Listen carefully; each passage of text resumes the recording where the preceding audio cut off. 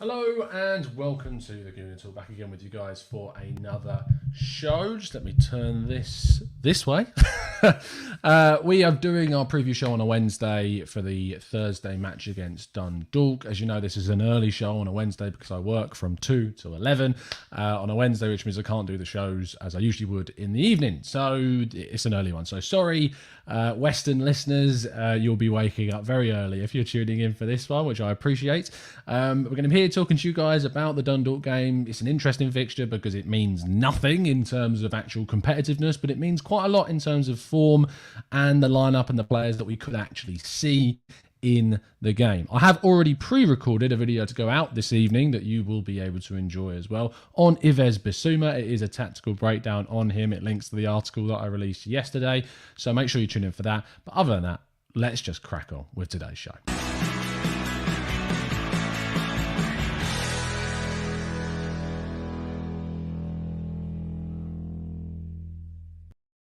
So, Dundalk. Yes, Dundalk of all teams.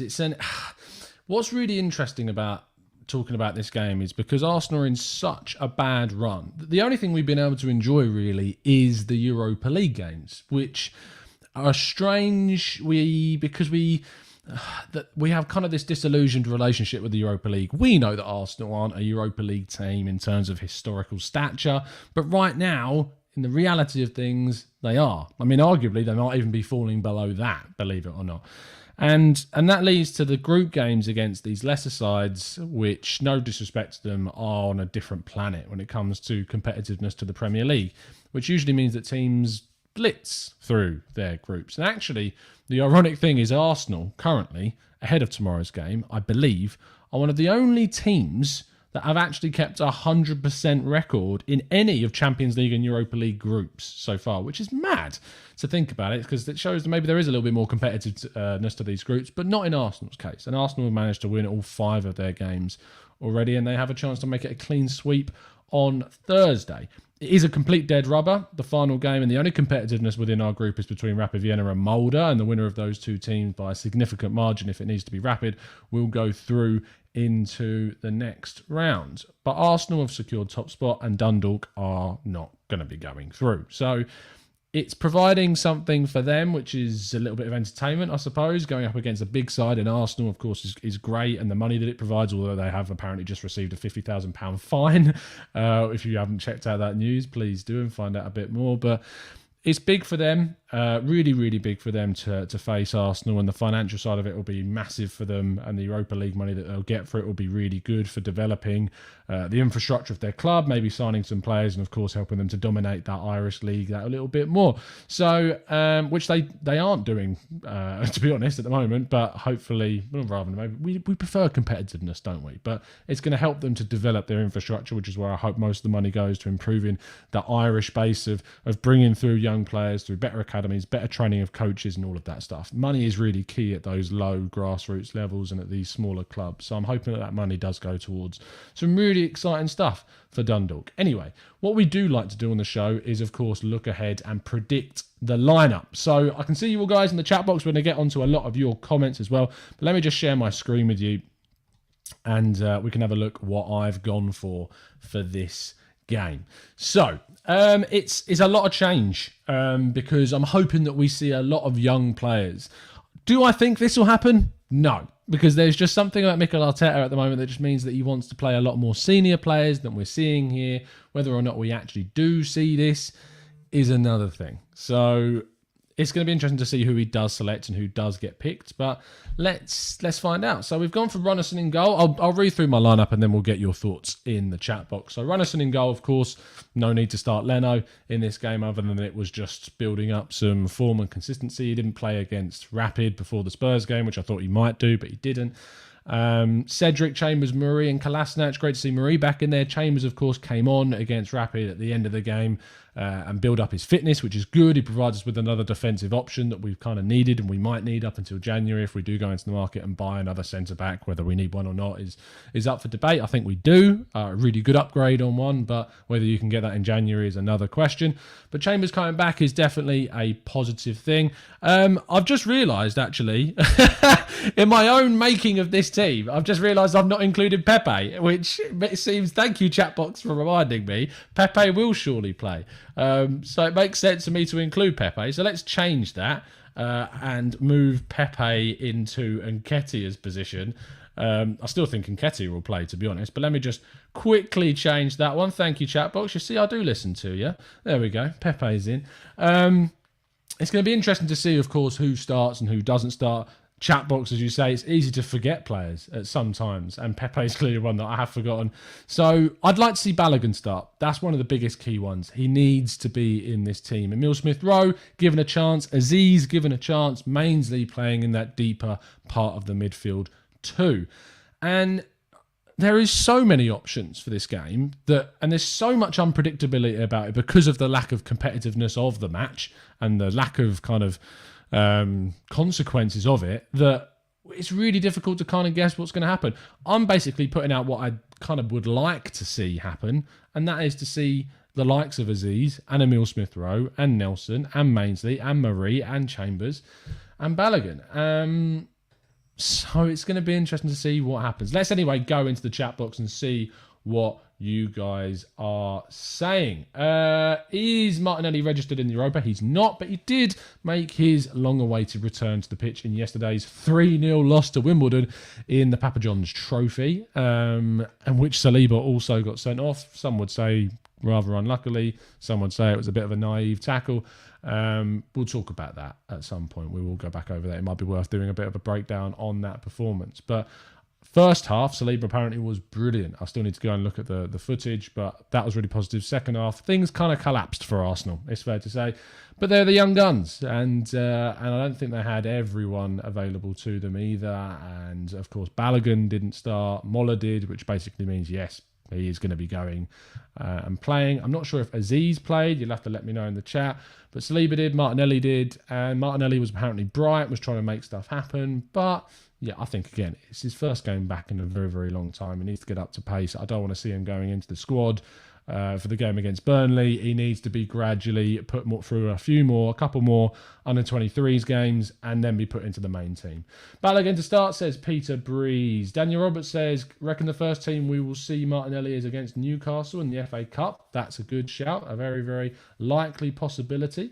Manu Clerks says that, yes, Nico, I am not so talented boys over in our league in Belgium, because Manu is from Belgium, as he points out. Yonick says, hope Emile, Aziz and Balogun get significant minutes. Daniel Roberts says, I want to see Cottrell. Ben Cottrell plays, a very exciting midfielder that we could see get some minutes. I don't expect him to start, but he could come off of the bench. Pepe will surely play, says Rohit. Morning, Oxo Cube. Thank you for tuning in, mate. Aziz played. Okay, so he played. So he may not be starting on Thursday, but he may get a run off the bench, especially considering we've got 5 subs. So really, he should be getting a chance. Tulip says, I don't want to see Mainsley to start, else he won't start in the Premier League weekend, which is a good point. Maybe if he doesn't start this game, it means he won't be starting at the weekend. But there's also the option to say that if he performs really well, then he could come in for that game. Willian, I believe, started. Willian came off the bench, didn't he, against Rapid, and then played at the weekend. So it's difficult. It's difficult to kind of think, if someone plays well, will they actually be rewarded with a start in the league? Who knows at this stage? Who knows?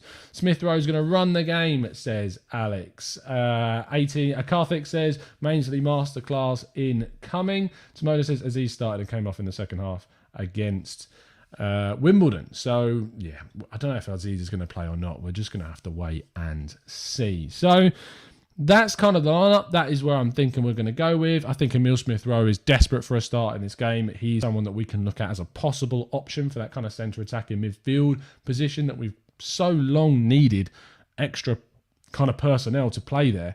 So I'm hoping that Emile Smith-Rowe can be that. And if he performs well, maybe he'll be rewarded with some more Premier League minutes in the near future. Now we get onto the part of the show where we look at predictions.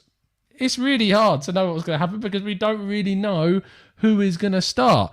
If we end up starting with a lot of the players that are shown here, I think that ultimately it's going to be a tighter game than maybe if we went with some of our more senior players. Although saying that, our senior players haven't been doing too well recently in the league. So it's a really anyone's guess. Dundalk are the weakest side in the group, and each of the teams playing against them have scored a fair few goals against them so far. They have also looked a threat on the break, and they have scored in the Europa League so far this season, I believe, against both Rapid and Molde. So whether or not the Irish side can pose a threat to Arsenal is anyone's guess, but I'm personally going to go with a 4-0 victory in this game. A very comfortable evening for the Arsenal. An early kickoff, I believe it is, at 5:55, so it means we get an evening, which is nice. I like those 5:55 kickoffs, to be honest.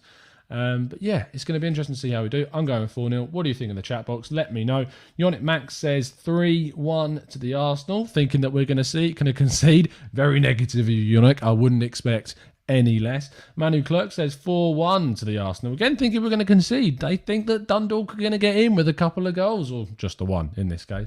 So that'll be interesting to see. Pablo Mira says, I think Arteta will start Eddie again and Balogun will come on at the end of the game instead. Yeah, if Eddie does play, it wouldn't surprise me at all. It wouldn't surprise me to see Balogun come off the bench. I just think in one of these games, it is a great opportunity to give these young guys some minutes. And whether or not we actually do get those minutes, who knows? Does it have a massive impact? We don't know. Kolasinac is sus, Manu, 100%. Daniel Roberts says 6-0 Balogun and to score all 6 goals. I'm loving your positivity. Dupe T says, Tom, can you do a tactical analysis of Pedro Gonçalves from Sporting Lisbon? I think he'll be a good addition to the midfield, former of Wolves. I know all about Pedro Gonçalves because I've already written a piece on him. So I don't plan on doing one on him until we're really linked to him, unless there's an opportunity to do so. But if you want to get my thoughts on Pedro Gonçalves, type in 101 player profile Pedro Gonçalves on Google and it will come up and you'll be able to read my thoughts on the Portuguese winger. Very, very exciting, as you say, former Wolves, former Braga, and spent some time with Valencia as well, if my memory serves me correctly. So very exciting player, but until we are linked with him specifically, that's when we'll do a tactical breakdown on him. Oxo Cube says it's going to be an easy victory, really. Might even lead to a low-scoring contest, meaning probably 2-0. Fair enough. I get your theory there. Karthik says 3-0 to the Arsenal. Alex says Balogun showing more than Eddie for me right now. And Tulip says 5-0 to the Arsenal. Come on, you Gunners. So that is going to finish off today's show. Thank you so much for tuning in. Set your alarms for 5 o'clock UK time. That is when the pre-recorded tactical breakdown on Yves Bissouma will be going live onto the channel. So make sure that's up. That's UK time, of course. So make sure you check your time differences. If you really enjoyed today's video, I hope you drop a like on it. Subscribe to the channel if you're new around here and turn those notifications on so you never miss a show. Yesterday, we did our Let's Talk Arsenal with Lee Judges. Myself and Lee broke down a lot of what we had to talk about with what's going on at Arsenal right now. And of course, there's a few articles out over on 101 about Arsenal's current situation too. Really appreciate your time. Thank you, members, as always. Thank you for keeping the Discord server popping off, and thank you to everyone that has signed up to help support the channel and help it to continue in providing you as much in-depth Arsenal information as possible. I will see you again straight after the Dundalk game tomorrow evening. If there's any news before that point, tomorrow I'll make sure that I jump on and we can cover it. With RB Leipzig going through to the knockout stages, Manchester United, will that impact Szoboszlai's future? Who knows? Had to get a mention in somewhere, didn't I? It's been a pleasure to speak to you guys as it always is, and I'll see you again very, very soon. And as always, up the Arsenal.